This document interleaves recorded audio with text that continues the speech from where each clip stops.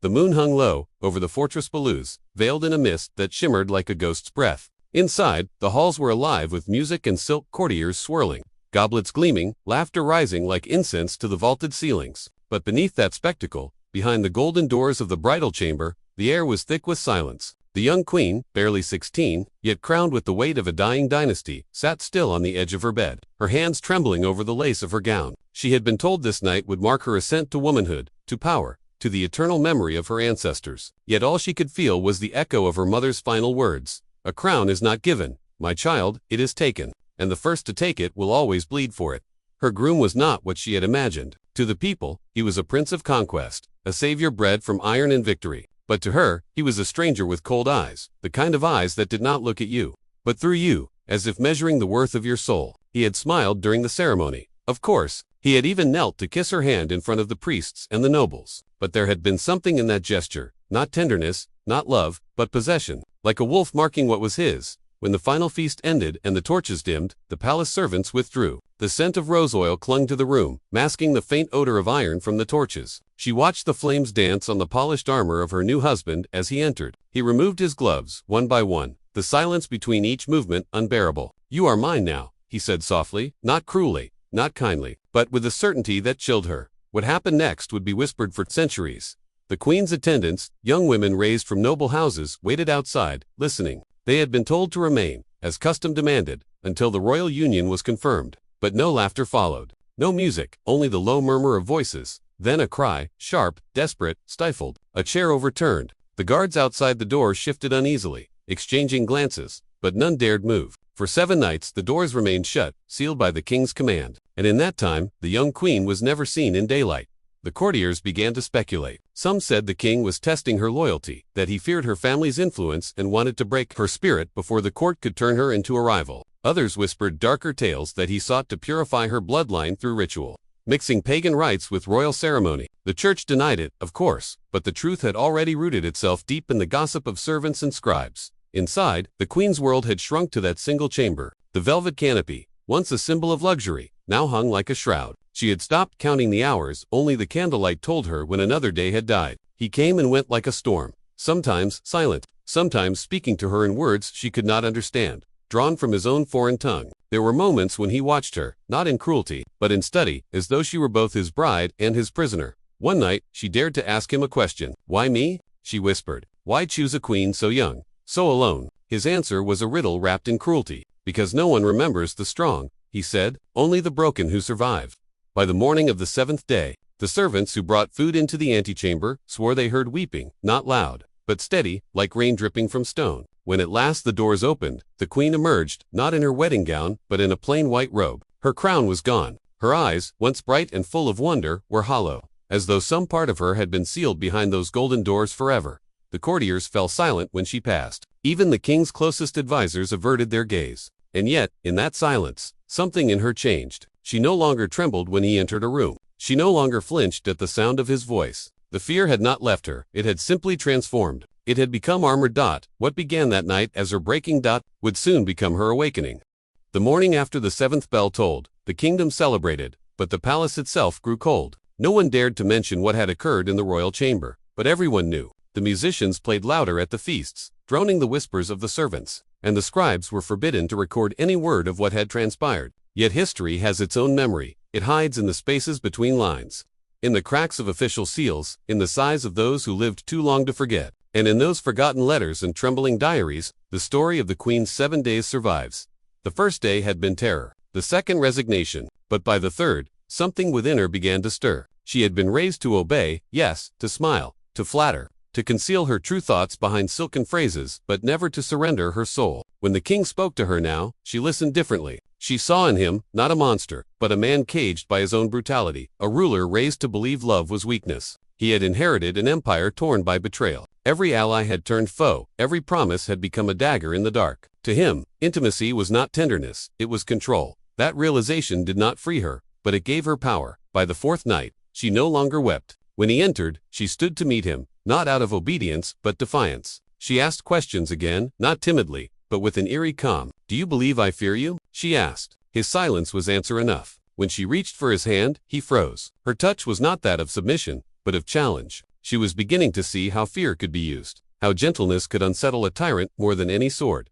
Outside their chamber, the palace trembled with rumor. The queen's ladies whispered that she had bewitched the king. Priests warned of old pagan signs, the union of blood and will, the binding of two destinies. But those who saw her in passing said something different. She walked slower now, with purpose. Her face was pale but unflinching, and when she spoke to the servants, her words carried weight, the quiet kind that draws loyalty without command. By the 5th day, a strange reversal had begun. The king who once came to dominate now lingered in silence. He began asking her questions about her childhood, her father's kingdom, her dreams. He spoke of his conquests, his scars, the betrayals that haunted him. For the first time, the queen realized how lonely power could be. He was not invincible, he was terrified of arrest. Every victory made him emptier, every death hollowed him, and so he clung to her, not as a bride, but as a mirror of his own soul, a reflection of the innocence he had long destroyed in himself. But the queen was not naive. She saw in this newfound vulnerability an opportunity. That night, while he slept, she walked to the window, staring out at the courtyard where the soldiers trained. She remembered her mother's words, "Again, a crown is not given. My child, it is taken." She realized what kind of queen she must become. Not the kind sung in ballads, nor the kind painted in glory, but the kind who survives. On the 6th night, something shifted. The king demanded a ritual, an ancient rite his ancestors had practiced, said to ensure fertility and divine favor. It required the queen to stand before the altar of the old gods, her hand upon a blade, swearing to bear the next ruler with her life. She looked at him then, her voice steady as steel. "If I give you a son," she said, "he will not belong to you. He will belong to the realm and to me." It was the first time she had ever defied him openly. The guards who overheard trembled, expecting her death. But the king only stared long, searching, uncertain. Then, slowly, he lowered the blade. In that silence, a new kind of fear was born, not in her heart, but in his. For the first time, he realized she could not be broken. The final day arrived with a storm. The sky cracked open above the palace as if the heavens themselves were bearing witness. The queen rose early, dressed not in silk but in mourning black. She descended into the chapel, knelt, and prayed not for mercy, but for clarity. The storm raged, thunder shaking the stained glass until the saints seemed to weep. When the king found her there, drenched in candlelight and shadow, she turned to him and said, "You wanted a wife. You made a prisoner. But from this moment, I am neither. I am queen." No one recorded what he said next. Some say he laughed, others that he struck her. But whatever happened, the echoes of that storm changed the realm forever. When dawn came, the palace awoke to a new balance. The king still sat on his throne, but beside him, at equal height, sat the queen. Her silence was no longer submission. It was sovereignty.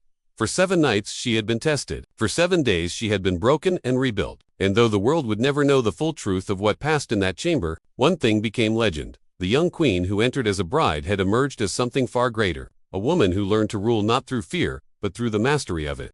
The weeks that followed were unlike any the realm had seen. The celebration of the royal union faded into uneasy quiet. The music stopped, the flowers withered, and the scent of roses that once filled the corridors now seemed a mockery of innocence lost. Yet within that stillness, the young queen began her rise. She no longer hid behind veils or courtiers. At the dawn councils, where gray-haired men had once ignored her presence, she now spoke calm, precise, unshaken. The king would watch from his throne, sometimes smiling faintly, sometimes with the same unreadable stare he had worn on their wedding night. To the courtiers, it seemed she had bewitched him. To the historians, it seemed she had mastered the oldest art of survival, turning pain into poise. Her first decree was small but symbolic. The servants who had been dismissed after the wedding, those who had heard her cries and dared to weep, were summoned back and placed under her personal protection. It was a message to the palace. Loyalty to her would no longer be punished, but rewarded. Her second act was subtler. She began to read the ledgers of the royal treasury herself, line by line, discovering the hidden debts and bribes that had kept the nobility fat and the crown weak. By the time the court realized what she was doing, half the kingdom's corruption had been quietly exposed. The king tolerated it at first. He told his council, "Let her play at governance. It keeps her busy." But even he could not ignore what followed. Within a year, the border provinces that had once rebelled against his father sent gifts to the queen, not to him. Letters of alliance arrived, addressed to her majesty. When she rode through the streets, the people knelt, not in fear, but in reverence. The young queen, they said, had been tempered by the gods, 7 days of darkness for 7 years of light. And yet, beneath the growing legend, her heart carried a scar that never healed. In the quiet hours of night, when the palace slept, she would return to the old chapel where the storm had once raged. There, before the altar, she would light a single candle and whisper a prayer, not for herself, but for the girl she had been, the one who never left that chamber. Some nights, the king would come to find her there. They would not speak. They no longer needed to. Their bond had become something neither love nor hatred could define, a silent recognition that each had remade the other. As years passed, her legend grew heavier than her crown. Poets began to write of her, not as a queen, but as an omen. The bride of 7 nights, they called her a figure who ruled with the calm of moonlight and the fury of storms. Foreign ambassadors described her eyes as unreadable as prophecy. Even the church, which once whispered against her, began to invoke her name in prayers for strength. But history is cruel to those who wield quiet power. When the king died, some say poisoned, others say broken by guilt. The court expected her to crumble. Instead, she stood before the council in black mourning robes and announced, "The realm has lost its king, but not its crown." And in that moment, every noble bowed. The coronation that followed was brief, solemn, and unlike any before it. She refused jewels. She wore the same plain white robe she had worn on the morning she left her wedding chamber. "Let it be known," she declared, "that no woman needs gold to prove she is sovereign." Her reign would last nearly 3 decades. Under her, the laws of inheritance were rewritten, the taxes on the poor reduced, and the armies restructured to serve not the throne, but the realm. She founded schools for women, built hospitals in border villages, and established what came to be known as the Queen's Council, a circle of scholars, healers, and widows who advised her with brutal honesty. For the first time in centuries, the empire knew stability, yet the cost was never forgotten. Every portrait of her, even those painted in later years, showed the faint shadow beneath her eyes, as if the artist could still see the ghost of that 7th night lingering there. There were suitors, of course, kings, dukes, princes, from lands beyond the mountains, but she never remarried. When asked why, she would smile and answer, "Once a crown is shared in blood, it cannot be shared in love." Only once did she speak of the king again, to her most trusted chronicler. "Do not curse him," she said softly. "He taught me the weight of mercy." In her final years, she withdrew from the capital to a seaside fortress, where she spent her days writing letters sealed with a symbol no one could decipher, a crescent entwined with a broken sword. After her death, those letters were found locked in an iron chest. Every page was written to the same addressee, "To the girl I once was." The historians who later studied her life could never agree on one question, whether she had loved the king or merely endeared him. But perhaps the truth was more profound. Perhaps in enduring him, she had learned the most forbidden lesson of all, that survival itself can be a form of victory. And so, centuries later, when travelers visit the ruins of that ancient palace, they say that on stormy nights the bells still ring, not for war, not for wedding, but for remembrance. They echo across the sea like the voice of the queen herself, whispering through time, "Fear is the first crown every ruler must wear, but never the last." Her story remains carved into marble and whispered in legend, a testament to every soul that has faced cruelty and chosen to rise instead of vanish. Because history, for all its blood and beauty, belongs not to the conquerors, but to those who survive them.